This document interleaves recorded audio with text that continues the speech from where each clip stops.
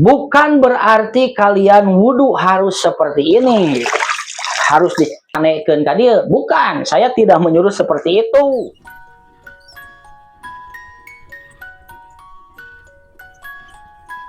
Di video tutorial wudhu yang saya upload kemarin, saya secara sengaja menumpahkan bekas basuhan wajah ke dalam air 1 ember ini. Tujuannya adalah untuk bertanya kepada pemirsa apakah wudhu saya itu sah atau tidak. Dan banyak sekali jawaban. Ada jawaban yang menyatakan bahwa wudhu itu sah, dan ada juga jawaban yang menyatakan bahwa wudhu saya itu tidak sah dengan berbagai macam alasan. Salah satu dari alasannya ada yang menyatakan karena airnya sedikit, airnya 1 ember, airnya kurang dari 2 kulah. Pemirsa, air itu tidak masalah, mau ada 2 kulah, air mau banyak atau sedikit, selama suci dan mensucikan, air itu bisa digunakan untuk mensucikan najis atau menghilangkan hadas. Jadi jangan khawatir, air 1 ember pun, malah air 1 botol air minum pun bisa dipakai untuk wudhu. Jadi tidak masalah antara sedikit dan banyak.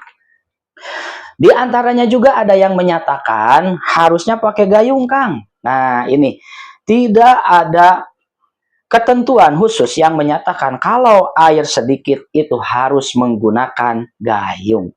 Bagaimana jika kita menghadapi suatu keadaan di mana airnya sedikit dan kita tidak menemukan gayung? Itu akan sangat kesulitan. Dalam artian kita tetap bisa menggunakan tangan. Dengan catatan, setelah kita selesai membasuh wajah, lalu kemudian kita hendak membasuh tangan, saat tangan kita dimasukkan ke dalam air yang kurang dari 2 kulah tersebut, seperti air 1 ember ini, maka kita harus berniat menjadikan tangan ini sebagai alat penyiduk air. Dalam kasus wudhu, air 1 ember ini bisa dinyatakan mustakmal ketika kita memasukkan tangan sesudah membasuh muka. Kalau sebelum membasuh muka itu tidak akan jadi mustakmal. Karena apa? Karena tangan belum termasuk anggota yang wajib dibasuh. Karena dalam wudhu itu kan harus tertib. Kita harus membasuh muka dulu, kemudian membasuh tangan. Nah, saat kita hendak membasuh muka, kemudian kita memasukkan tangan ke dalam air yang sedikit, maka air ini tidak akan berubah statusnya menjadi mustakmal. Karena tangan belum wajib dibasuh. Sebelum membasuh muka ya. Nah, barulah setelah membasuh muka, setelah kita membasuh muka secara merata, maka tangan akan dikategorikan sebagai anggota wudhu yang sudah waktunya dibasuh, sudah wajib untuk dibasuh. Maka ketika kita memasukkan tangan tanpa berniat menjadikan tangan itu sebagai alat penyiduk air, tanpa diniatkan sebagai pengganti gayung, lalu kita masukkan, maka tangan kita ini adalah anggota yang sedang dibasuh, bukan anggota yang sedang menyiduk air. Dikarenakan dikategorikan sebagai anggota yang sedang dibasuh, maka saat kita mengangkat tangan kita dari air tersebut, maka air ini disebut sebagai air yang sudah terpisah dari juz yang harus dibasuh. Maka dari itu, jadilah air ini mustakmal. Jadi intinya, wudhu dengan air sedikit bisa dilakukan meskipun tanpa menggunakan gayung. Dengan catatan, setelah kita selesai membasuh wajah, lalu kemudian kita hendak membasuh tangan, saat tangan kita dimasukkan ke dalam air yang kurang dari 2 kulah tersebut, seperti air 1 ember ini, maka kita harus berniat menjadikan tangan ini sebagai alat penyiduk air, menjadikan pengganti gayung. Seperti ini, aku berniat dalam hati, aku berniat menjadikan tangan ini sebagai gayung. Nah, maka saat kita angkat air dari dalam ember ini, air ember ini tidak akan menjadi mustakmal. Karena apa? Karena kita tidak sedang membasuh tangan, tapi kita sedang mengambil air. Setelah kita mengangkat air dari dalam ember ini, maka kita niatkan air ini untuk digunakan sebagai pembasuh tangan kanan, agar telapak tangan kita yang tadi sedang diniatkan gayung sekarang menjadi anggota wudhu untuk dibasuh. Nah, kita niatkan sebagai penyeduh air, kita angkat niat sebagai membasuh tangan. Kemudian yang kedua kalinya kita harus berniat lagi. Karena apa? Yang ini sudah hilang hadasnya, sementara yang satu lagi belum hilang hadasnya. Maka kita harus berniat kedua kalinya, meniatkan menjadikan tangan ini sebagai alat penyeduk air, sebagai pengganti gayung. Dalam istilah fikihnya, igtirob. Yang kedua kalinya. Lalu ketika kita mengangkat air, kita berniat membasuh tangan. Jadi gulak gilekna dina jero hate. Nah, ini tidak akan jadi mustakmal dengan hal demikian. Ada juga dari sebagian jawaban, bahkan paling banyak jawaban menyatakan bahwa air ini menjadi mustakmal karena saya membasuh muka dan airnya kembali ke dalam ember ini. Para pemirsa sekalian, perlu saya tegaskan bahwa air mustakmal itu penyebabnya hanya dua. Pertama, bekas menghilangkan najis. Contoh, nah ini air mustakmal. Yang kedua, bekas menghilangkan hadas. Nah ini air mustakmal. Tidak ada air mustakmal karena kejatuhan air mustakmal. Jadi air yang mustakmal ini ketika masuk ke dalam air mutlak ini tidak menjadi mustakmal. Jadi tidak ada surah mustakmal karena kejatuhan air mustakmal. Lalu apa statusnya air yang kejatuhan air mustakmal tersebut? Nah, air yang kejatuhan air mustakmal itu dihukumi air mutaghayyir, air yang berubah oleh sesuatu barang yang suci. Seperti kita menyeduh kopi, asalnya kan air mutlak, kemudian kita seduh kopi hingga semua sifat yang ada dalam air tersebut berubah, baik rasa, warna maupun baunya. Itu disebutnya air mutaghayyir. Air kopi itu suci, bisa diminum, namun tidak bisa untuk bersuci, tidak bisa dipakai cebok. Nah, dalam air mutaghayyir atau air yang berubah dengan perkara suci itu terbagi menjadi dua.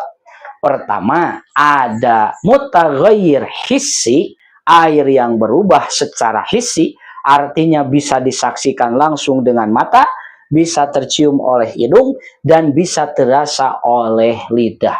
Itu adalah air mutaghayyir hissi, seperti air yang digunakan untuk menyeduh kopi. Yang kedua, ada mutaghayyir takdiri, mutaghayyir perkiraan. Di dalam kitab dicontohkan mutaghayyir takdiri itu seperti air perasan bunga mawar yang sudah tidak lagi wangi. Seseorang memeras bunga mawar dengan tujuan untuk mengambil wanginya sebagai minyak wangi. Karena sudah terlalu lama, air perasan bunga mawar tersebut hilang wanginya.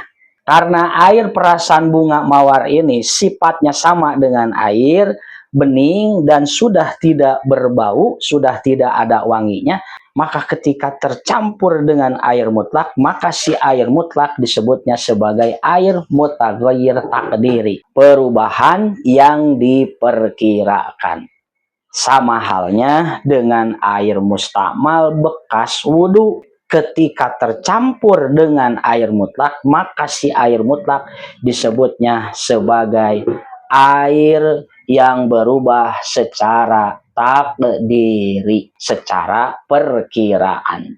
Dalam kasus air yang berubah dengan barang yang suci, bisa dikategorikan air tersebut sebagai air yang suci namun tidak mensucikan jika ada perubahan yang signifikan. Ketika air tersebut tidak berubah dengan signifikan, tidak terlalu banget parobahanana, maka air tersebut statusnya tetap suci dan mensucikan. Seperti misalkan air yang berubah dengan serbuk kopi yang sedikit, sehingga tidak menghilangkan kemutlakan air tersebut.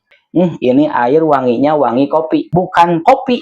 Kan kalau signifikan biasanya kita nyebutnya, wah ini kopi apa? Nah itu berarti signifikan. Kalau tidak signifikan, ini wangi kopi. Cuman wangi kopi, bukan kopi, tapi cuman wangi kopi. Itu tanda perubahan yang terjadi tidak terlalu signifikan. Artinya air tersebut tetap bisa digunakan untuk bersuci. Pun demikian perubahan yang terjadi pada perubahan takdiri. Ini diperkirakan. Air yang tercampur dengan air mustakmal ini diperkirakan. Jika air mustakmal tersebut adalah perasan anggur yang berwarna hitam atau berwarna merah, kita campurkan ke dalam air mutlak, apakah akan terjadi perubahan yang signifikan? Atau kalau rasa air mustakmal yang terjatuh ke dalam air 1 ember ini kita perkirakan sebagai buah delima untuk memperkirakan rasa. Jika air tersebut adalah perasan buah delima, apakah rasa dari air 1 ember ini akan berubah atau tidak?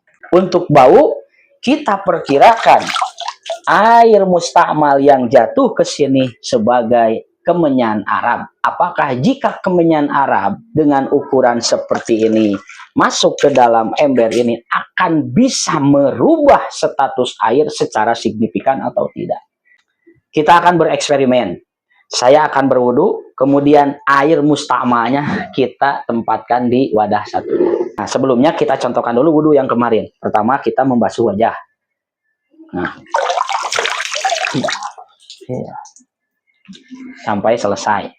Nah, yang kedua, karena kita sudah membasuh wajah, berarti anggota wudhu yang wajib dibasuh selanjutnya adalah tangan. Berarti tangan ini sekarang adalah anggota wudhu yang wajib dibasuh. Maka kita niatkan sebagai penyeduk air atau pengganti gayung.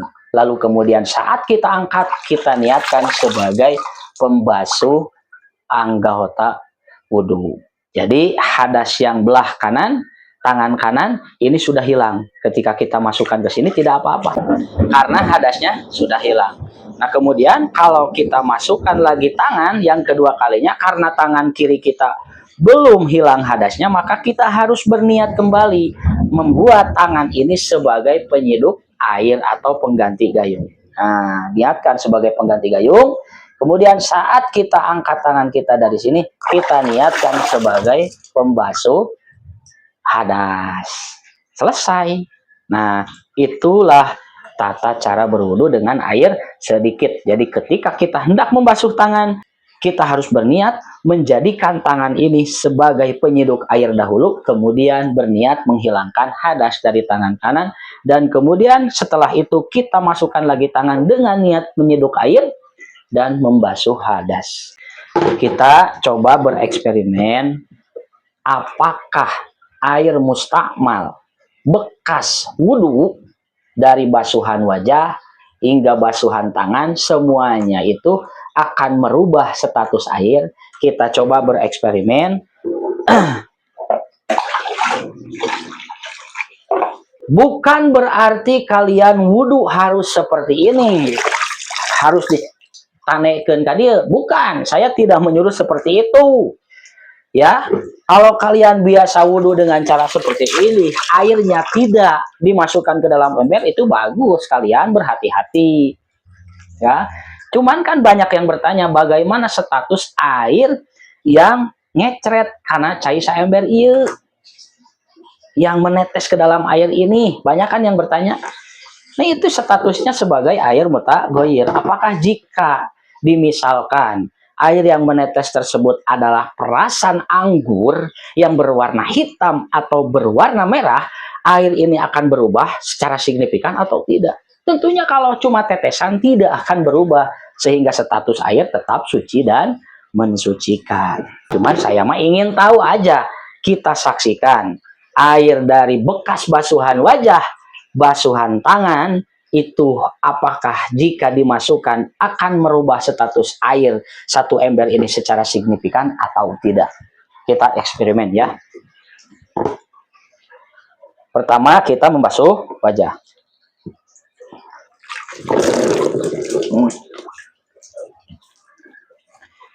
Yang kedua kita membasuh tangan.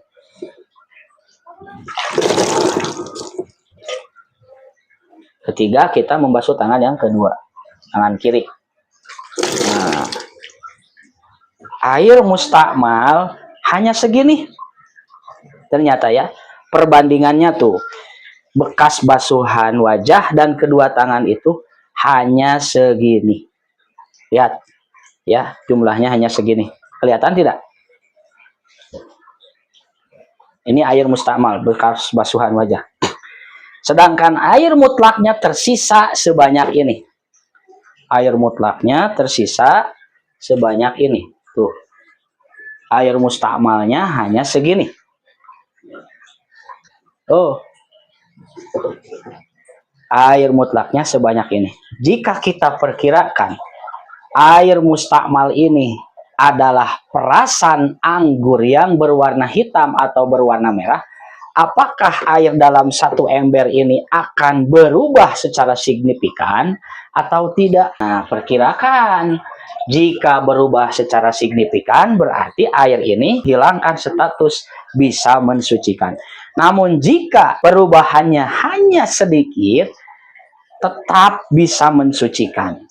Kita coba ini dapat berapa gelas, kita masukkan ke dalam gelas ya. Kita masukkan ke dalam gelas. 1 gelas. Kemudian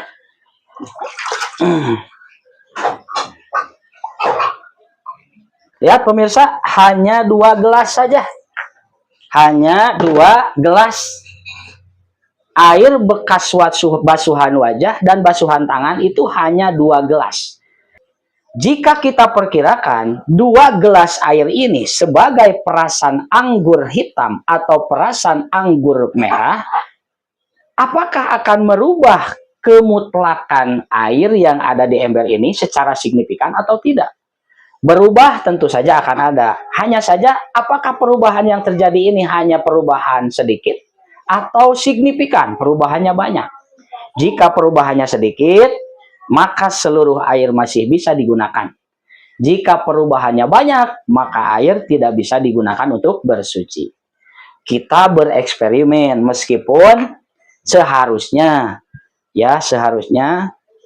kalau kita mengira-ngirakan dalam perubahan takdiri itu harus biausati sifat, harus sesuatu yang memiliki sifat pertengahan, artinya tidak terlalu seperti tadi. Dalam segi warna kita perkirakan sebagai perasan anggur, dalam segi rasa kita perkirakan sebagai perasan buah delima, dalam segi wangi kita perkirakan kemenyan Arab.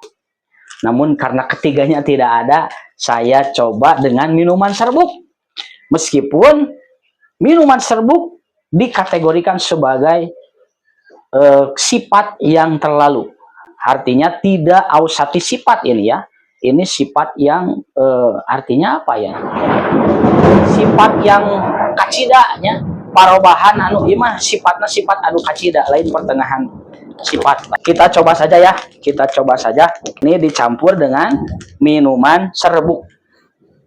Air kini kita campur dengan minuman serbuk seperti ini. Lalu nanti kita campurkan ke dalam ember tersebut. Ke dalam air, dalam ember tersebut. Apakah perubahannya akan signifikan atau tidak? Kita coba lagi. Yang kedua tuh, minuman serbuk. Ini sebenarnya tidak bisa dipakai untuk acuan karena ini bukan ausati sifat ya.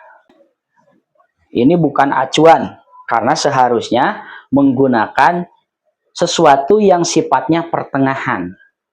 Sifatnya pertengahan. Kalau warna tidak terlalu gelap, Kalau rasa tidak terlalu dan bukan sesuatu yang serba terlalu tapi pertengahan. Kalau ini kan termasuk dalam benda yang terlalu dalam sifatnya. Nah, ini kan ada semua ini mah. Warna ada, rasa ada, wanginya juga ada. Nah, kita lihat kalau kita campurkan kedua gelas minuman ini ke dalam air 1 ember, apakah perubahan yang terjadi akan sangat signifikan atau tidak? Kita coba. Nah, kita koreh-koreh seperti ini. Aduh, kita koreh-koreh seperti ini. Nah, sekarang kita lihat apakah perubahan yang terjadi pada air ini setelah kita campurkan dengan air mustakmal yang sudah dicampuri dengan minuman saset tadi sebagai acuan untuk warna, apakah perubahan yang terjadi signifikan atau tidak? Maka kita coba ciduk 1 gelas ini. Nah, pemirsa, ternyata perubahannya hanya seperti ini. Ini perubahan yang tidak begitu signifikan, ya. Ini masih bisa digunakan karena segi warna ini bukan minuman. Bukan minuman, ini mah apa ya? Rasa juga tidak ada rasa. Ini warnanya tidak begitu signifikan berubah. Hanya sekedarnya saja. Maka jika kita menumpahkan seluruh air bekas basuhan dari hadas kita, maka beginilah kejadiannya. Nah ya, tapi kembali saya nyatakan bahwa bukan harus seperti itu. Ya, bukan harus ditanaikan langsung kadinya, bukan gitu ya. Kalau Anda misalkan berwudu dengan cara airnya ditumpahkan di tempat lain, itu bagus. Cuma kan banyak yang bertanya, bagaimana hukum air yang kecipratan air dari bekas basuhan saat kita wudhu atau adus? Maka saya nyatakan air tersebut masih bisa digunakan. Cacak-cacak air yang seluruh bekas basuhannya ditumpahkan ke sini, perubahannya tidak signifikan. Bari ini tidak memakai ukuran yang seharusnya. Seharusnya kan memakai perasan anggur hitam atau anggur merah. Langsung dari perasannya, bukan berbentuk serbuk seperti ini. Ini sudah bukan ausati sifat. Images banget kasupna teh. Cacak-cacak semua bekas basuhan dimasukkan ke sini beserta cacak-cacak sifat anu dipakai teh sifat anu banget, perubahan yang terjadi tidak begitu signifikan. Apalagi kalau hanya menciprat. Kita berwudu dan air dari bekas wudu kita menciprati air 1 ember. Ini masih bisa digunakan.